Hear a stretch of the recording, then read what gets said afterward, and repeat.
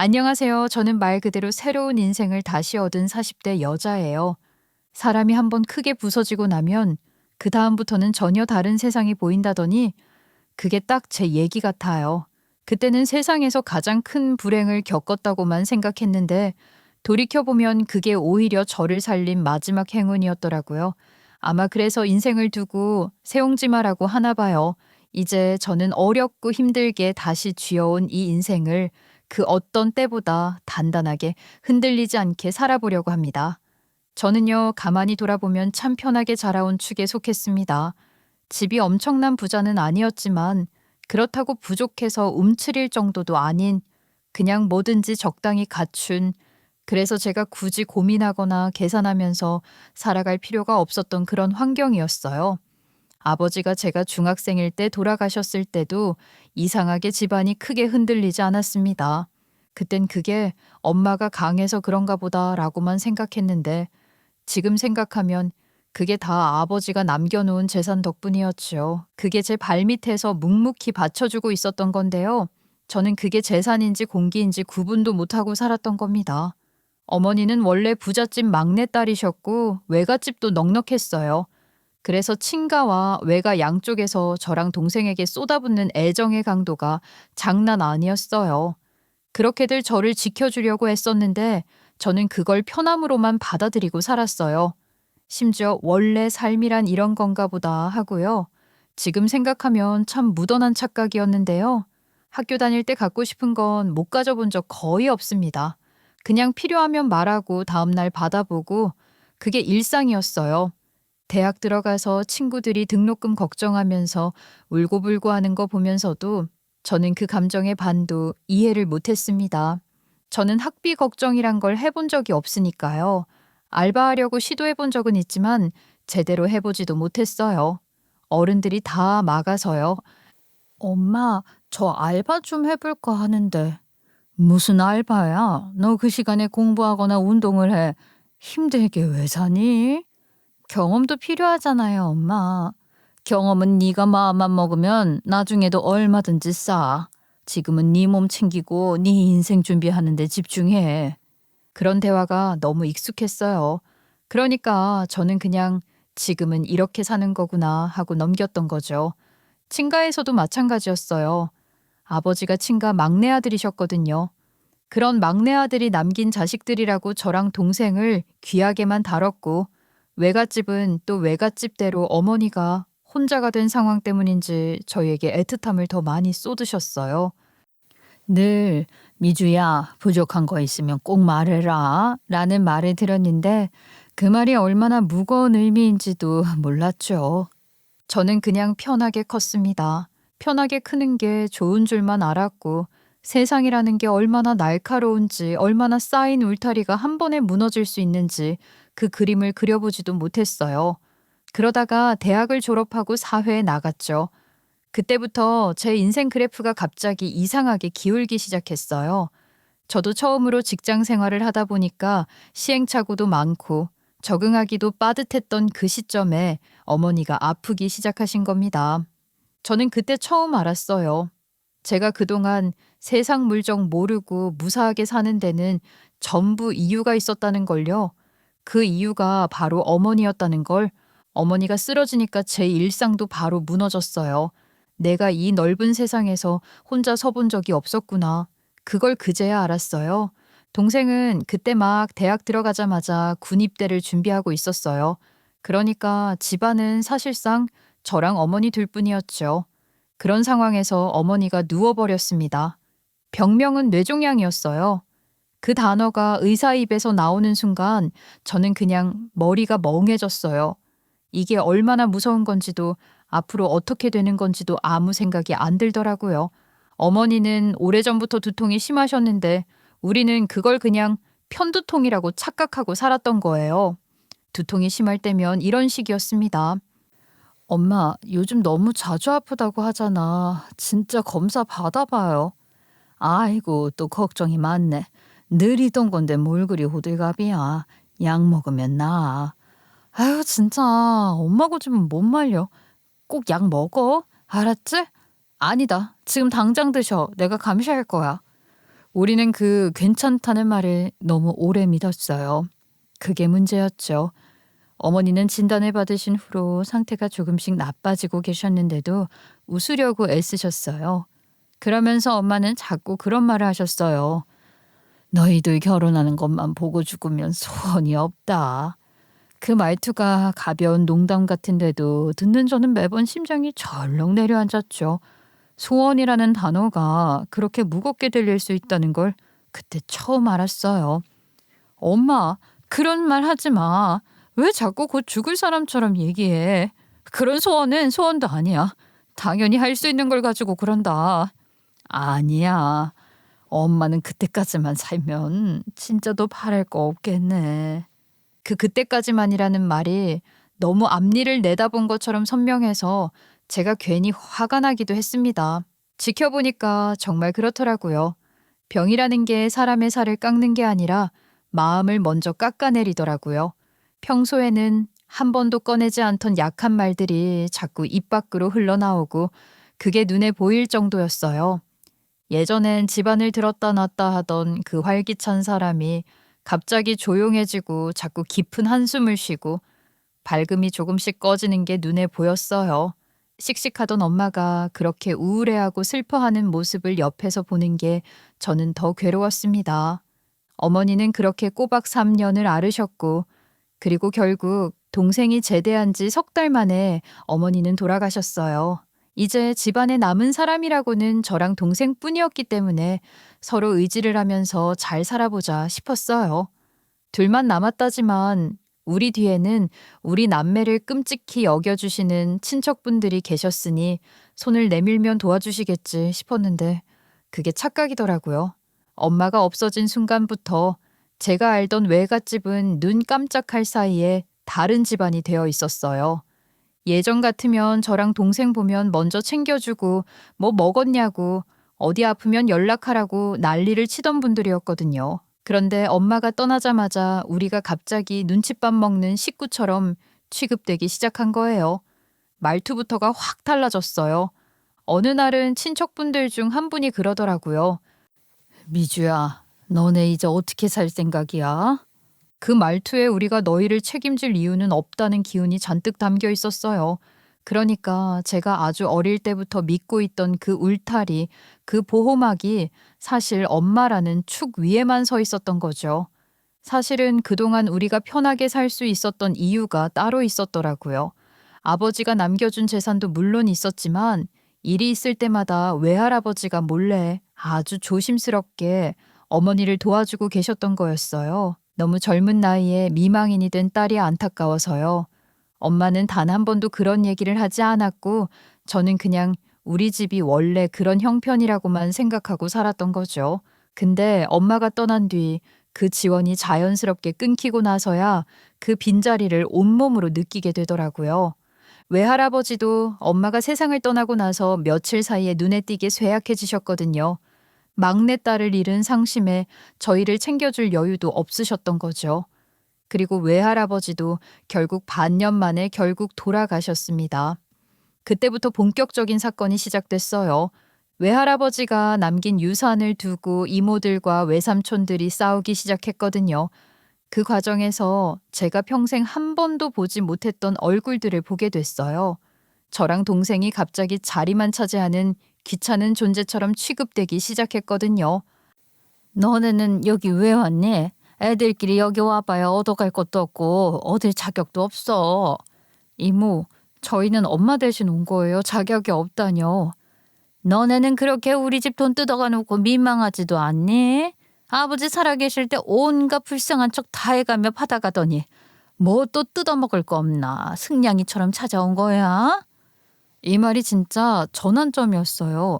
여태까지 미묘하게 달라졌다고 생각했던 외갓집 사람들의 태도가 다 이런 것 때문이었다는 걸 알게 됐으니까요. 이모가 운을 떼니까 옆에서 외삼촌도 거들더라고요. 맞아. 너희한테는 아버지가 생전에 많이 주셨으니까 이제 남은 건 어른들끼리 해결할 거야. 너흰 괜히 기웃거리지 말고 깔끔하게 빠져. 삼촌, 저희도 클 만큼 컸어요. 그렇게 말씀하셔도 이건 정당히 받을 수 있는 몫이라는 거 알고 있다고요.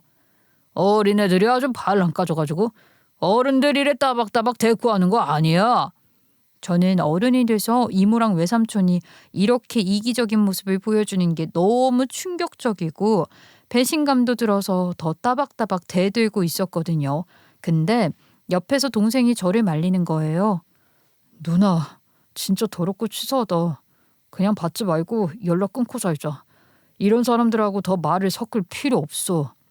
민준아, 우리가 참으면 이모랑 삼촌만 좋은 일 하는 거야. 알아. 누나 말이 맞는데 더 이상 여기 있기 싫어. 동생이 그렇게 말하자 이모랑 삼촌은 역시 예상대로 옳았구나 하면서 저희를 쫓아냈고요.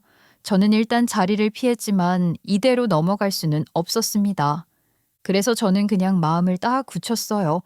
원래 엄마 몫이었고 그걸 돌려받는 게 맞다. 그래서 변호사 찾아가서 상담받았고요. 당연히 유류분으로 충분히 받을 수 있는 유산이었지요. 그랬더니 아니나 다를까 외갓집에서 난리가 났지요. 근데 뭐 어쩌라고요? 이건 원래 우리 엄마 몫인데요. 너 아주 싹스가 노랗구나. 어떻게 가족한테 소송을 할 수가 있어? 이모야말로 어떻게 막내 동생 자식들한테 이러실 수가 있어요? 돈에 눈이 멀면 이렇게 된다. 니들 보니까 딱 그래. 돈에 눈이 먼 건 저보다 삼촌 쪽 아닌가요? 결국 욕을 한 바가지 듣고 엄마 목 재산을 받았고 그걸로 연락은 깨끗하게 끊겼어요. 하지만 웃긴 건 그 다음이었죠. 우리가 유산을 받았다는 걸 어디서 들었는지 친가 삼촌과 고모가 갑자기 연락을 해온 거예요. 얘들아, 얘기 들었다. 어떻게 그런 일이 있을 수가 있다니. 너희가 똘똘해서 제목도 잘 챙겨오고 기특해. 저랑 민준이도 이제 성인인데 이런 건 알아서 챙겨와야죠. 예전엔 잘 몰랐거든요. 그치. 어릴 땐 우리가 너희 많이 도와줬지 않니. 그래서 말인데 미주야. 이번에는 너희가 좀 도와줄 일이 있어서 그래. 그러면서 하는 말이 유산 받은 거로 자기들 돈 좀 달라는 겁니다. 웃기지도 않죠. 예전에 할머니랑 할아버지 돌아가신 뒤에 아빠 몫의 유산을 엄마한테 안 주고 자기들끼리 나눠 가졌었거든요. 그거를 제가 모를 줄 알았나 봐요. 그래서 이번에도 저는 변호사를 찾아갔어요. 이번에는 우리 아빠 몫 받아야겠어요. 결과는 뻔했죠. 또 지루한 소송과 함께 당연히 이 은혜도 모르는 것들, 야박한 것들, 돈에 눈이 먼 것들 하면서 욕을 먹었지만 진짜 어쩌라고요. 돈에 눈이 먼 인간들이 누군데요. 남은 친척들이 하나같이 너무하더라고요. 저랑 동생을 그런 취급을 했으면 우리도 똑같이 대접해드리는 게 인지상정이죠. 그래서 우리는 엄마가 돌아가시고 1년도 되지 않아 친척들과 다 연을 끊어버리게 됐습니다. 다행히 그렇게 양쪽에서 받은 유산이 꽤 됐어요. 친척들을 모두 잃고 우리끼리 잘 살아보자 하면 살아볼 수 있는 정도는 되더라고요. 그렇게 저는 무사히 대학을 졸업했고요. 동생에게는 우리 떵떵거리고 살자고 나는 늦었지만 너는 공부 열심히 하고 돌아오라고 유학을 보냈습니다. 동생은 고민하다가 결국 떠났고 저는 한국에서 혼자 남게 됐어요. 동생을 유학 보내고 나니까 저는 그냥 앞으로 평생 혼자 살겠구나 싶은 마음이 들었어요. 외롭다는 기분도 이상하게 크게 없었고 재산도 어느 정도 있으니까 동생 공부나 계속 지원해주고 저도 일하면서 제 생활 유지하면 되겠다 싶었거든요. 사실 저는 원래 혼자 잘 노는 스타일이라 연애에 대한 갈증 같은 것도 거의 없었어요. 누구를 만나야 한다는 압박도 없고 그냥 조용히 제 리듬대로 사는 게 편했죠. 그러다 제가 다니던 헬스장에 새로운 코치가 들어왔어요. 엄마 돌아가시고 난 뒤로는 건강관리를 더 신경 쓰게 돼서 늘 담당 선생님을 두고 운동을 했는데 담당 선생님이 결혼하면서 그만둬서 새로 온 그 사람이 제 담당이 된 거예요. 처음 봤을 때 느낌이 좀 달랐어요. 딱 봐도 열정이 넘치는 사람이라는 게 보였거든요. 그 전 선생님은 회원이 많아서 저를 아주 세세하게 보진 못했는데 이 새 코치는 정말 사람을 잡더라고요. 식단 체크부터 운동 자세 하나까지 꼼꼼하게 보고 제가 운동 하루 빠지거나 늦기라도 하면 왜 빠졌냐, 이유가 뭐냐, 다시는 그러지 말라고 아주 잡돌이를 했어요. 제가 진짜 못 살겠다는 표정으로 선생님, 사람 좀 그만 잡아요. 저 진짜 다른 헬스장 갈 거예요. 했더니 그 사람이 피식 웃으면서 이러는 거예요. 안 되겠는데요? 미주 씨 도망갈 생각도 하지 마요. 제가 잡으러 갈 거니까. 그때는 그냥 농담이겠거니 했죠. 그런데 다음날 점심시간 회사 앞에 그 사람이 서 있는 거예요. 어머, 선생님, 오셨다는 문자 받고 놀랐어요. 여기서 뵙네요?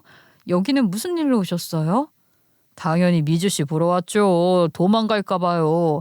뭐 먹는지 직접 확인하러 왔어요.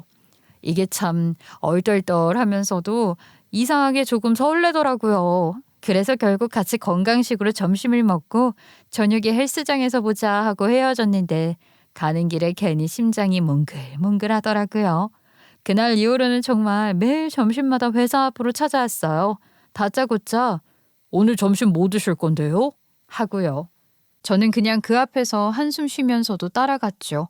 그러다 보니 어느새 점심은 같이 먹고 저녁 운동도 같이 가고 끝나고 나면 가볍게 차 한잔 하거나 바람 쐬고 들어가고 이게 연애인지 운동 파트너인지 헷갈릴 정도로 자연스러워졌어요. 물론 헬스장이 제 회사에서 걸어서 5분이었으니까 가능했던 루틴이었죠.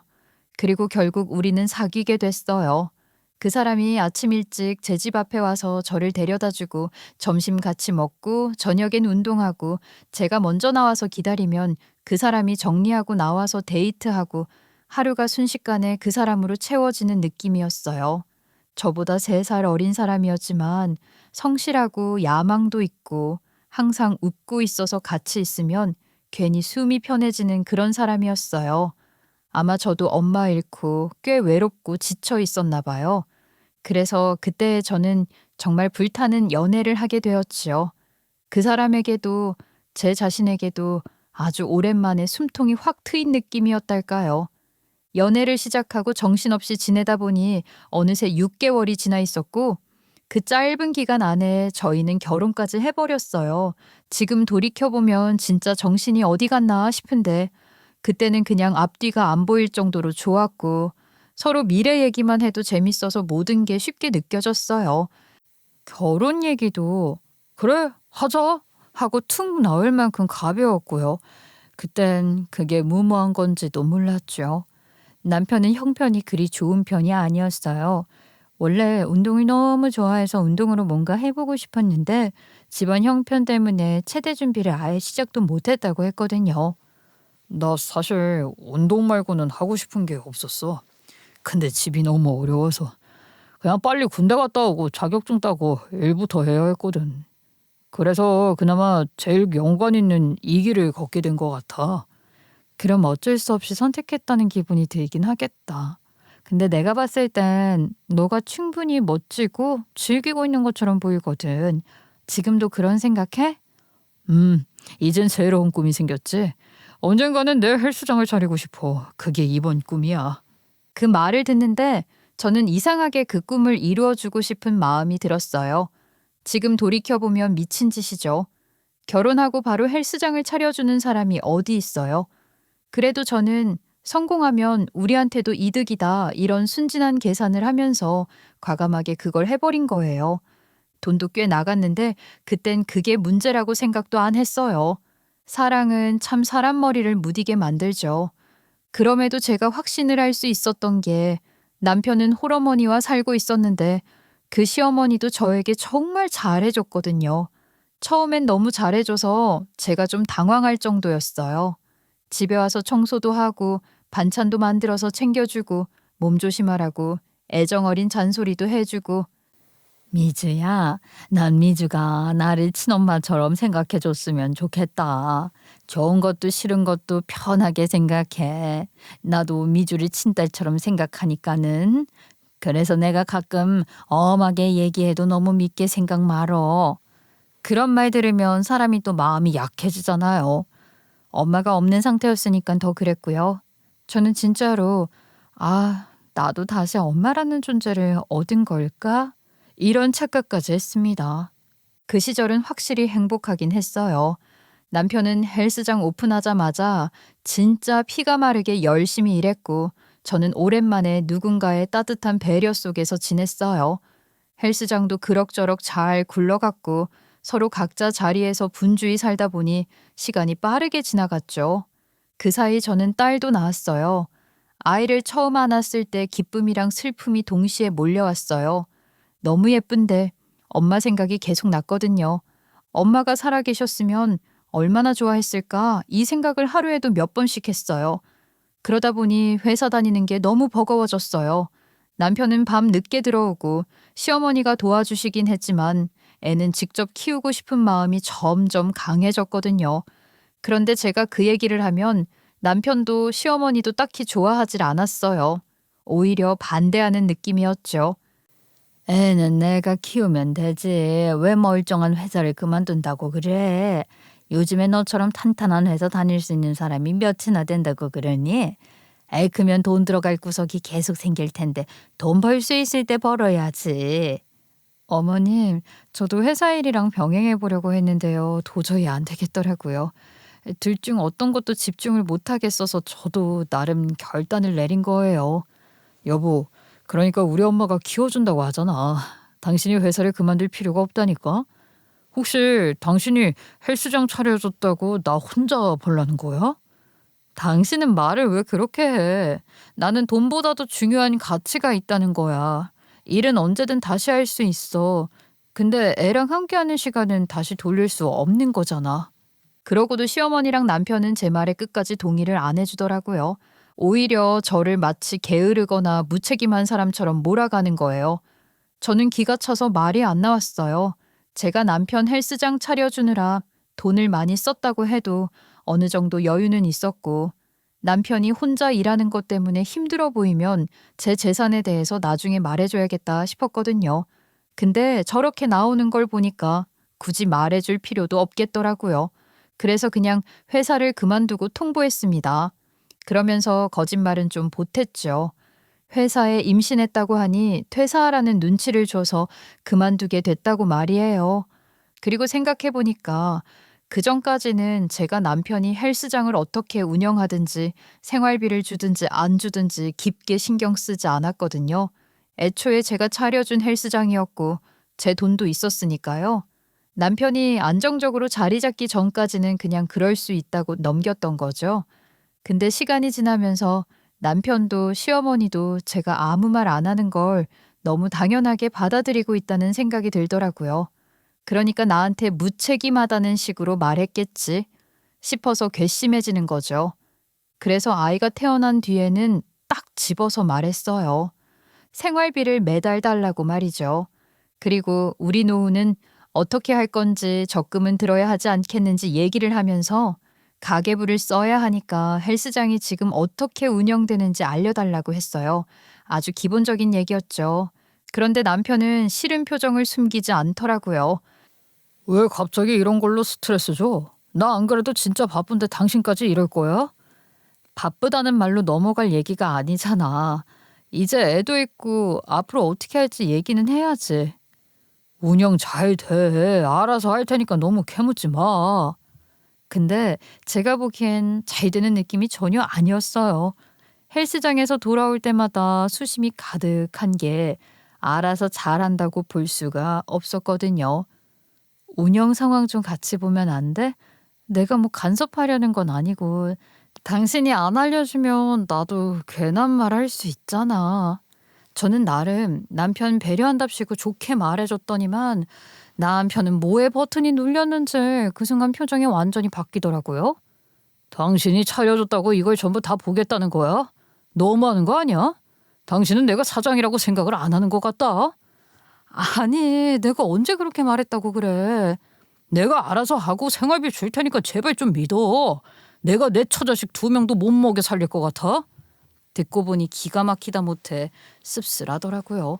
저렇게까지 예민하게 굴면 더 말해봐야 소용없겠다 싶어서 그냥 두기로 했어요. 남편 자존심도 여러모로 상한 것 같았거든요. 근데 가만히 두면 잘해야죠? 알아서 준다던 생활비는 매번 제가 닥달해야 겨우 나오니 제가 어떻게 가만히만 있겠냐고요. 여보, 이번 달 생활비는 언제 줄 거야? 오늘은 좀 힘든데 내일 줄게. 에휴, 여보, 내가 달라고 할 때마다 내일이라고 하는 게 지금 몇 번째인 줄 알아? 저라고 매번 남편한테 싫은 소리 하고 싶겠냐고요. 그런데 제가 무슨 강도도 아니고 달라고 말 안 하면 얼렁뚱땅 넘어가려고 하는 게 진짜 치사하고 더러웠어요. 매번 부탁해야 돈을 받는 신세라는 것도 신물났죠. 시어머니는 당연히 제 편이 아니었으니까 제 스트레스는 나날이 늘어갈 수밖에 없었죠. 너는 밖에서 일하는 사람 기 좀 죽이지 마라. 네 남편 자존심 상하게 해서 너한테 좋을 게 뭐가 있다고 그러니? 제가 일부러 그러겠어요, 어머님? 저도 생활비를 받아야 남편 밥도 차려주고 애도 돌보죠. 거봐, 너 지금 돈 없어서 아쉬운 소리 하잖아. 그러니까 우리가 회사 그만두지 말라고 몇 번을 얘기했어. 거기에 애 관련 잔소리는 또 얼마나 많은지. 저는 아이 키우느라 이미 지쳐 있는데 거기에 잔소리까지 들으니 진짜 미칠 지경이었죠. 그러다 보니까 몸이 점점 안 좋아졌어요. 애 보면서 계속 피곤했고 자도 피곤이 안 풀리고 머리도 수시로 아프고 어떤 날은 눈도 못 뜰 정도로 피곤하고 두통도 심해서 남편한테 슬쩍 얘기를 해봤는데 남편이 뭐라는 줄 아세요? 여보, 그러니까 운동 좀 해. 집에만 있으니까 저러지. 그리고 이제 살도 좀 빼고 관리 좀 하자. 그 말을 듣는 순간 진짜 서러웠어요. 내가 어디서 위로받을 데도 없어서 남편한테 얘기한 건데 남편이라는 사람 입에서 나온 게 저 말이라니. 그런데 다행인지 뭔지 그 즈음 동생이 공부를 마치고 한국으로 돌아왔어요. 대학에서 임용 자리가 났다고 하더라고요.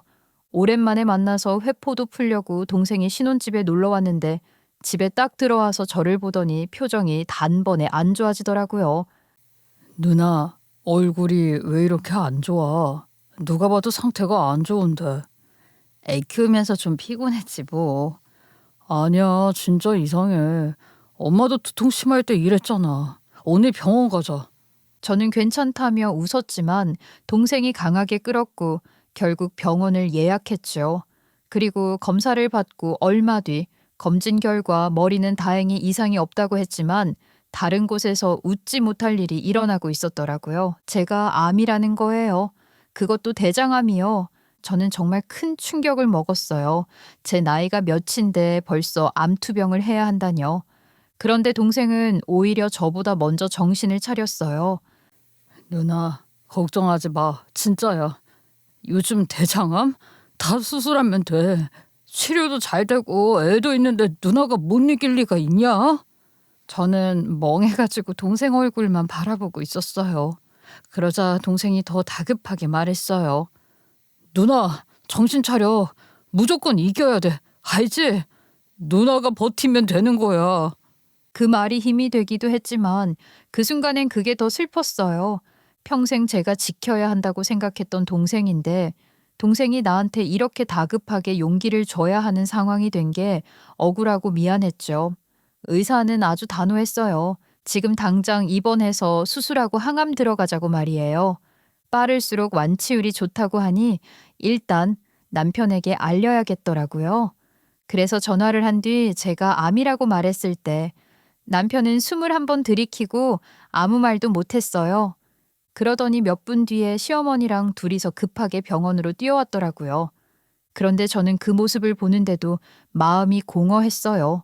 그냥 왔구나 정도? 절망이라는 게 사람을 이렇게 무감각하게 만들더라고요. 왜 하필 나지? 우리 딸은 어떻게 하지? 머릿속엔 그런 생각만 계속 돌고 있었어요. 이번 전날 밤 시어머니가 제 곁에 조용히 앉아 있었어요. 아무 말도 안 하다가 갑자기 제 손등을 덮으면서 울먹거리기 시작했어요.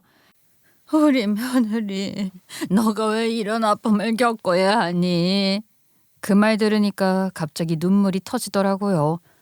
그동안 버텨보려고 했던 게 한순간에 다 무너졌고 시어머니 품에 기대서 엉엉 울어버렸어요. 그간 시어머니랑 남편이랑 별거 아닌 일로 자존심 싸움했던 것도 후회스럽고 지금은 다 고맙고 미안하더라고요. 그런 제 마음을 아시는지 시어머니는 제 등을 천천히 쓸어내리면서 달래주셨죠. 니네 어머니 아버지도 참 무심하시지. 먼저 가셨으면 딸내미 좀 잘 봐주시지 않고. 그래도 너가 힘내야 한다. 응? 미주 넌 잘 이겨낼 거야. 넌 그런 사람이야. 그 말이 묘하게 마음에 스며들어서 울다 울다 지치니까 조금은 숨이 트이더라고요.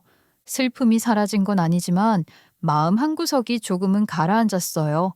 다음 날 저는 아이를 시어머니에게 맡기고 동생과 함께 입원을 했어요.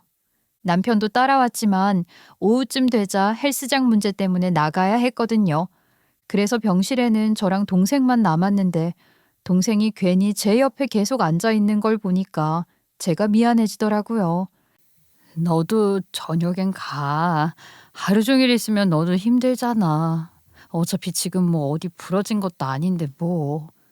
누나 혼자 있어도 정말 괜찮아? 괜찮다니까.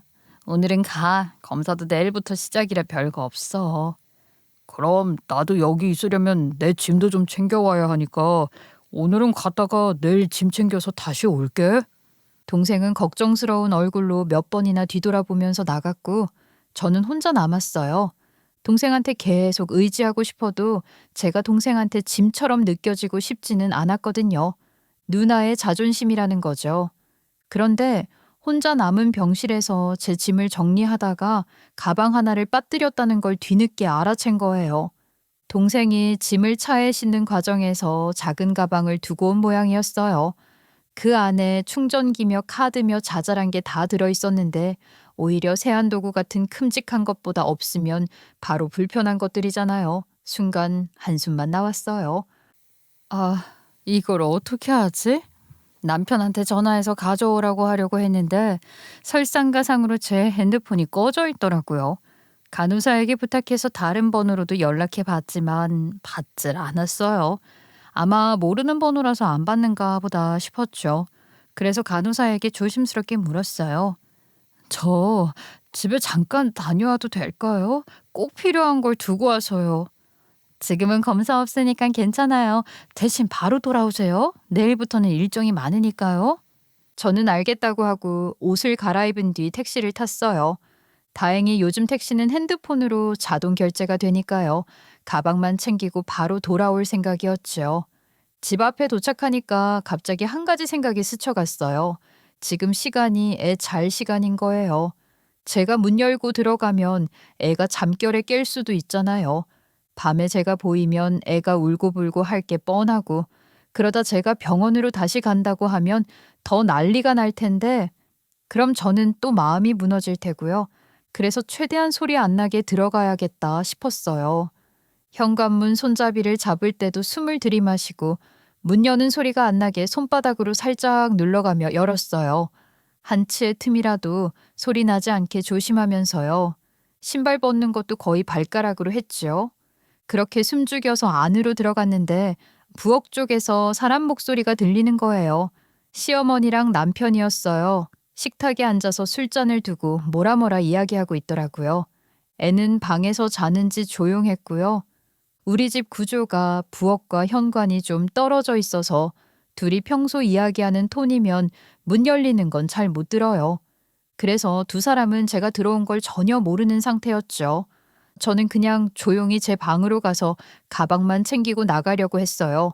근데 가려는 찰나에 시어머니가 갑자기 깔깔깔 웃기 시작하는 거예요. 그것도 진짜 배를 잡고 웃는 수준으로 말이죠. 그리고 남편도 따라 웃기 시작했어요. 순간 등골이 싸해졌어요. 물론 사람이 무슨 이야기하다 웃을 수도 있죠. 근데 그날이 어떤 날입니까? 며느리랑 아내가 암 진단 받고 입원한 바로 그날이에요. 그런 날에 저렇게 신나게 웃을 일이 있다고? 말이 안 되잖아요. 그래서 멈춰섰어요. 대체 무슨 얘기하길래 저렇게 좋아 죽나 싶어서요. 저는 조금 더 귀를 기울였어요. 그리고 그 다음에 들린 말은 그냥 제 가슴을 갈갈이 찢어버렸어요. 그년한테 아직 바람난 거 안 들켰지? 우리 아들 축하해. 이혼 안 해도 되겠네. 엄마가 기도해준 덕분이지 뭐.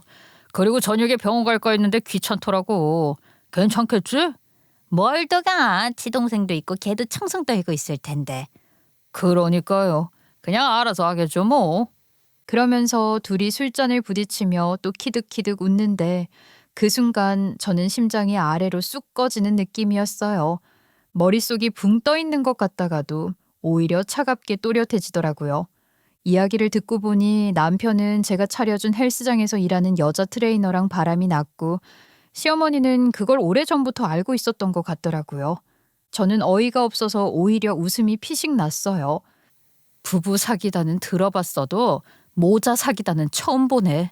그런 생각이 들더라고요. 그래서 말이에요.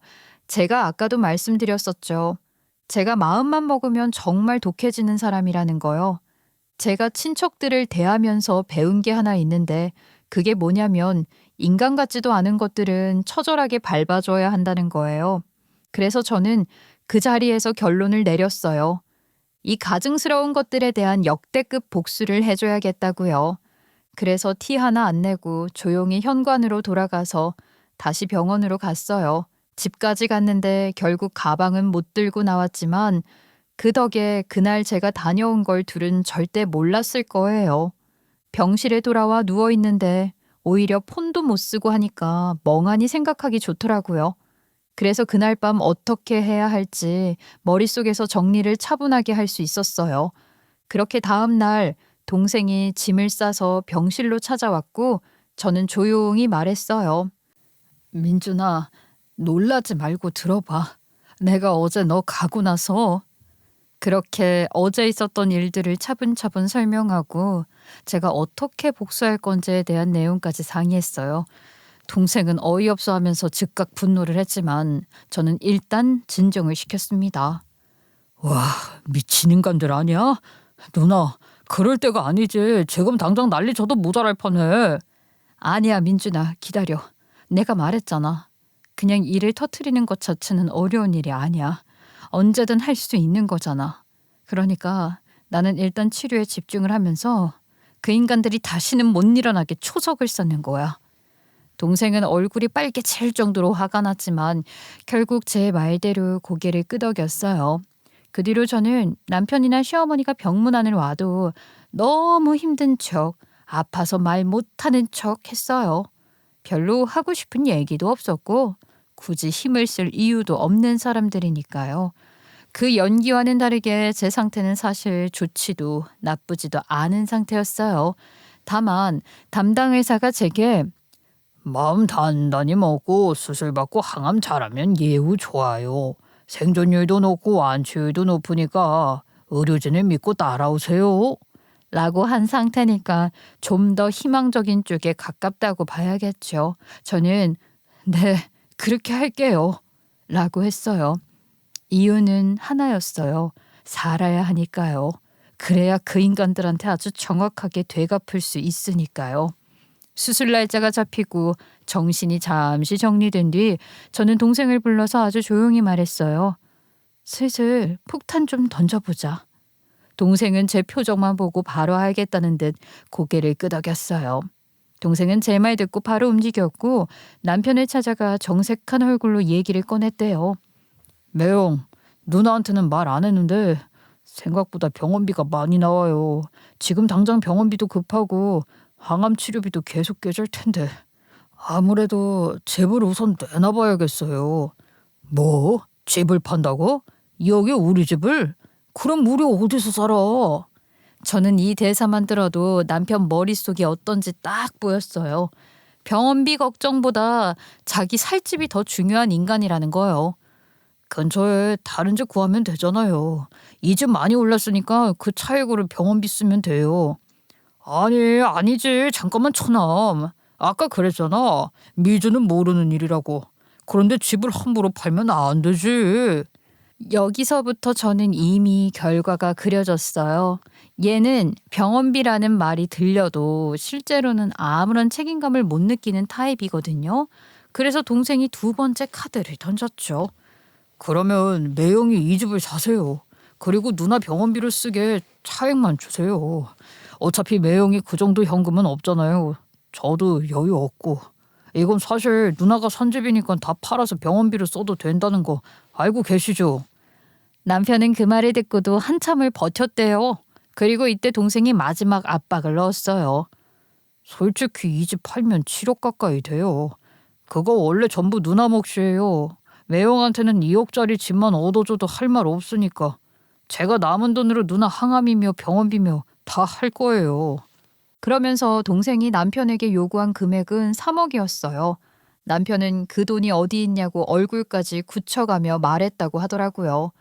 하지만 동생은 이것도 자기가 배려해줘서 누나한테 말 안 하고 독단으로 얘기한 거다.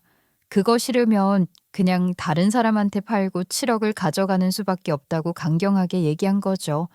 결국 남편은 시모와 상의한 끝에 시모가 살던 집에 대출까지 받아서 3억을 구해왔어요. 동생이 서류를 저에게 들고 왔을 때 표정이 아주 걸작이었죠. 아내가 아프면 병원비부터 생각하는 게 정상이지. 집 안 준다고 버티는 건 또 처음 본다.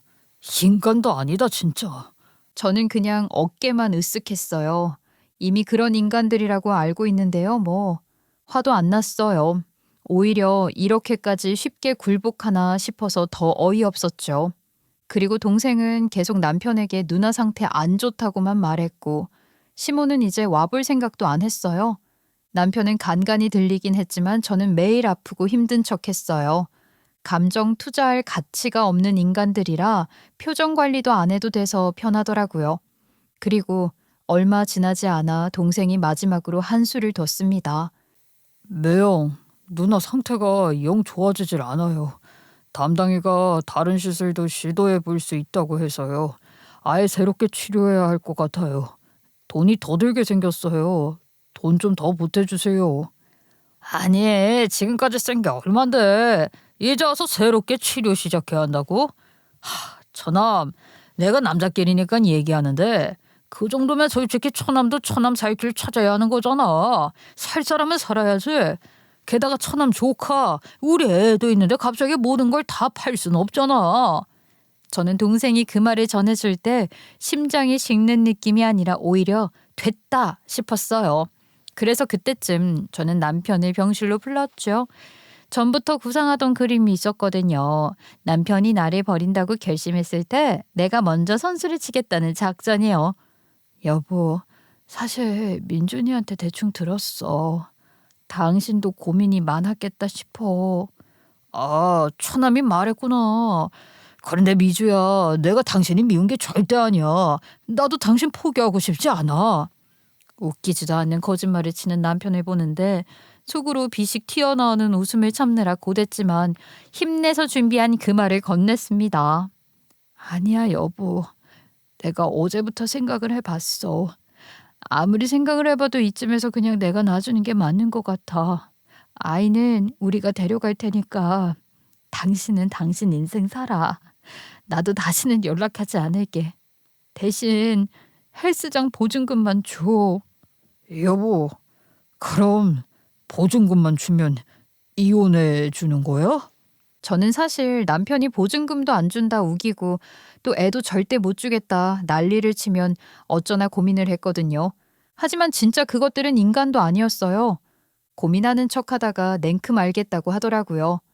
그래서 저희 부부는 아주 조용하고 깔끔히 이혼을 마무리했고 전 헬스장 보증금과 시설 유지비로 들어간 돈까지 몽땅 다 받아냈어요. 그리고 아이도 데려왔죠. 사실 저는 수술이 너무 잘 끝났어요. 의사가 회복 빠르다고 감탄할 정도였는데 저는 속으로 악에 받쳐서 몸도 주인 마음을 따라줬다 싶더라고요. 몸이 분노로 돌아갔는지 항암도 한 번에 다 끝났고 동생 집 근처 요양병원에서 조금 몸을 추스른 뒤 결국 동생 집으로 퇴원해 돌아왔어요. 딱 6개월이었죠. 6개월 사이에 제 인생은 아주 크게 뒤집혀 있었어요. 암이 있었다가 수술받고 회복했고 제 몸을 짓누르던 거머리 같은 남편과 그 시모까지 떼어냈으니까요. 제 몸도 가벼워지고 인생도 가벼워진 느낌이랄까. 그러고 퇴원하고 얼마 지나지 않아 남편은 동생에게 전화를 했다더라고요. 그러면 어쩌겠어요. 동생은 전화를 아예 안 받았고요. 그러니까 당연히 저한테도 전화가 왔죠. 저는 잠깐 놀려줄까 하는 생각이 들어서 일부러 다 죽어가는 목소리로 받아봤어요. 당신 뭐야? 이 집 몰랐다며? 7억도 넘는 집이라며? 그런데 고작 2억도 안 되는 집을 나한테 3억에 팔아? 그 말 듣는데 얼마나 웃기던지 저는 웃음을 기침소리로 무마시키고 전화를 툭 끊어버렸습니다. 그 인간 표정이 상상이 가서 저는 괜히 코끝이 시원해지더라고요. 맞아요. 제가 무슨 7억이 넘는 집을 신혼집으로 들여오겠어요. 그냥 1억 조금 넘는 집이었고 잠깐 올랐던 적은 있었지만 늘 그 가격이었죠. 그냥 좀 뻥튀기해서 흔들어 본 건데 그걸 아무 의심 없이 덥석 물어준 건 남편 본인이고요. 저도 그렇지만 동생도 그걸 보고는 한참을 놀랐어요. 이 정도로 생각이 없나? 싶은 느낌이랄까. 그 동네 집값은 비싸기는 했지만 우리가 살던 집은 건물주가 근저당이 많아서 팔리지도 않고 가격도 낮았어요. 저도 나중에 그걸 알고 골치가 좀 아팠는데 알아서 사주겠다는데 굳이 말릴 이유도 없었죠. 저한테는 고마운 일만 됐으니까요. 나중에 들으니까 그 인간은 헬스장 보증금 메꾸고 저한테 준 돈까지 메꾸느라 대출을 잔뜩 받았던 모양이더라고요. 결국 전시모집까지 싹 날리고 뭐 난리도 아니었대요. 근데 그게 제가 알 게 뭐예요? 저는 이제 그 인간과 완전히 남남인데요. 그 이후로 저는 정말 매일을 조심조심 살고 있어요. 한번 크게 아파봤던 사람이면 알 거예요. 겉이 멀쩡해져도 속은 괜히 예민해지고 몸이 사소한 신호만 줘도 또 뭐야 하고 긴장하게 되잖아요. 그래서 저는 의사 말대로 요양하면서 규칙적인 일상 유지하는 데 집중하고 있어요. 아침에 일어나면 가벼운 스트레칭하고 먹는 건 최대한 자극 없는 걸로 챙겨 먹고 괜히 피곤한 사람들 만나 스트레스 받을 일도 일부러 피하고요. 그랬더니 몸이 생각보다 훨씬 더 빨리 돌아오더라고요. 동생은 한국에서 대학 자리를 잡아서 강의를 다니면서 아주 바쁘게 살고 있어요. 그런데 그 와중에 여자친구도 생겼더라고요. 저는 처음에 너 지금 연애할 시간이 있냐? 하고 놀렸는데 동생이 얼굴 붉히고 웃는 거 보니까 보기 좋았어요. 막 걱정만 하다가 이제 본인 인생도 좀 찾는구나 싶어서요. 솔직히 말하면 제가 보기엔 걔가 제가 아플 때 너무 힘들어해서 그 뒤로 오히려 더 밝아지려고 애쓰는 게 보이는 느낌도 있었어요. 저는 이제 많이 건강해졌어요. 음식이나 생활 패턴 조심하면서 살아야 하는 건 맞지만 그 정도는 아무것도 아니라고 생각해요. 제 주변에도 저보다 더 힘든 병 겪은 사람들이 많았거든요. 그래서 감사한 마음으로 살려고 해요. 하루하루를 규칙적으로 살고 될 수 있으면 스트레스 받을 만한 일은 아예 문턱부터 차단하고요. 사실 요즘은 너무 행복해서 스트레스 받을 일이 거의 없어요. 아이는 너무나 밝고 건강하게 잘 크고 있고 동생도 잘 나가고 있고 당장 생활비 걱정도 없고 그러다 문득 생각해보면 그래요. 아이러니하지만 제가 암 때문에 이혼할 수 있었던 게 천운이었어요. 아마 그 일이 아니었다면 전 아무것도 모르고 합의 이혼했거나 아니면 스트레스로 병세가 더 심해졌을 수도 있잖아요. 나중에서야 전 남편과 전 시모는 제가 건강하게 퇴원했다는 걸 알았대요. 그리고 돈을 제가 전부 싹 챙겼다는 것도 이제야 알았다고 하더라고요. 그랬더니 뭐라는 줄 알아요? 저를 사기로 고소하겠대요. 저는 그 말 듣고 진짜 크게 웃었어요. 세상에 주제도 모르고 날뛴다는 말이 진짜 이런 데서 쓰는 말이구나 싶더라고요. 지들이 그러는데 제가 가만히 있겠어요. 바로 변호사 선임해서 상간녀하고 그놈한테 민사소송 날렸죠. 상간녀는 무슨 요가 강사래요. 온라인 사이트도 만들어 놓고 마음의 균형, 내적 에너지 이러면서 우아 떠는 스타일이었는데 뒤에서 그런 짓을 하고 있는 거 보니까 진짜 꼴값 떤다 싶더라고요. 그리고 얼마 뒤 소장을 받아봤는지 이번엔 또 명예훼손이라면서 고발하겠대요. 그래서 저는 하세요. 하시라니까요. 이랬다니까요. 그래서 저는 그냥 벌금 내고 암 걸린 조강지처 그것도 마누라가 차려준 헬스장에서 눈 맞아 바람난 연놈들이다 라고 두 연놈 일터에 쩌렁쩌렁 소문을 낸 뒤에 벌금 냈어요. 근데 저는 그냥 치료비 냈다고 생각해요. 의사가 스트레스 받지 말라고 했으니까 오히려 이게 제 스트레스 푸는 일이었거든요. 그러니까 두 인간 아주 환장했겠죠. 제가 벌금 낸다고 지들한테 돌아가는 거 없으니까요. 그리고 상간녀한테는 제가 아주 정확하게 말했어요. 너 어디 가서 뭘 하든 네가 일하는 곳마다 내가 찾아가서 상간녀라고 다 말할 거야. 그랬더니 진짜 싹싹 빌고 무릎이라도 꿇을 기세였어요. 뭐 저는 적당히 합의금 받고 넘겨주긴 했지만요. 그리고 제가 퍼트린 말 있잖아요. 한번 퍼지니까 제가 더 말 안 해도 오히려 와전되기도 하면서 더 자극적으로 퍼져나가더라고요. 이런 게 소문이라는 건가 봐요. 그 여자는 이미 자기가 뿌려놓은 게 있으니까 어디 가서 요가 강사로 다시 일하기 힘들걸요. 전 남편도 똑같아요.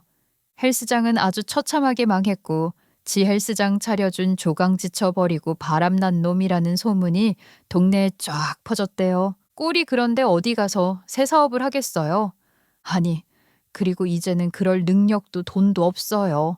결국 집이고 뭐고 전부 차압당하고 시무랑 둘이서 지방 어딘가에 내려가서 산다더라고요. 그런데 거기 가니까 자기가 튼튼한 동아줄을 스스로 놔버렸다는 걸 뒤늦게 깨달았나 봐요. 이제 와서 저한테 전화해서는 잘못했다고 엉엉 울고 애가 보고 싶다, 후회한다, 용서해달라. 이런 문자는 또 얼마나 보내는지 저는 스트레스 받기 전에 그냥 전부 차단해버렸어요. 확실히 진짜 어리다 싶어요. 제 생각엔 전 남편은 아직 젊고 몸도 멀쩡하니까 그 젊은 몸으로 열심히 살면 될 것 같은데 뭐가 그렇게 억울한지 잘 모르겠더라고요. 아무튼 제가 남 걱정할 처지는 아니라는 겁니다. 저는 이제 제 삶을 다시 채우고 있어요. 나에게 주어진 새로운 인생을 더 알차게 또 알차게 그리고 건강하게 살려고요. 그리고 그 다음은 또 그 다음대로 제가 더 행복해지는 방향으로 가보려고 해요.